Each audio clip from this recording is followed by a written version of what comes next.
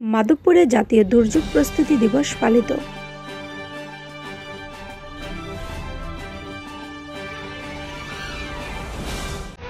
প্রিয় দর্শক, আপনারা দেখছেন বাংলার খবর 24। মাধবপুরে জাতীয় দুর্যোগ প্রস্তুতি দিবস পালিত। মাধবপুর প্রতিনিধি। দুর্যোগের পূর্বাভাস, প্রস্তুতি, বাঁচায় প্রাণ, ক্ষয়ক্ষতি, এই স্লোগান নিয়ে হবিগঞ্জের মাধবপুরে জাতীয় দুর্যোগ প্রস্তুতি দিবস পালন করা হয়েছে। মাধবপুর উপজেলা প্রশাসন ও দুর্যোগ ব্যবস্থাপনা অধিদপ্তরের আয়োজনে সোমবার 10 মার্চ দিবস উপলক্ষে শোভাযাত্রা, আলোচনা সভা ও অগ্নি নির্বাপন মহড়া দেখানো হয়।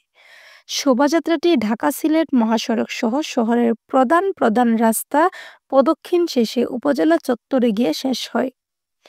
পরে উপজেলা পরিষদ মিলনায়তনে মাধবপুর আলোচনা সভায় মাধবপুর উপজেলা নির্বাহী কর্মকর্তা জাহিদ বিন কাশেম আরও বক্তব্য রাখেন। উপজেলা স্বাস্থ্য কর্মকর্তা আমাদের আসলে বেশি বা দুর্যোগ পূর্ববর্তী কাজটাতে বেশি, তবে দুর্যোগকালীন সময়টাতে দুর্যোগকালীন আলোচনা করেছেন, বিশেষ করে আমাদের ফায়ার সার্ভিসের ইমরুল হাসান, প্রকল্প বাস্তবায়ন কর্মকর্তা নূর মামুন, বিআরডিবি কর্মকর্তা ফয়সাল চৌধুরী, মাধবপুর প্রেস ক্লাবের সাবেক সভাপতি আলাউদ্দিন আল রনি, সমবায় কর্মকর্তা ইসমাইল তালুকদার প্রমুখ।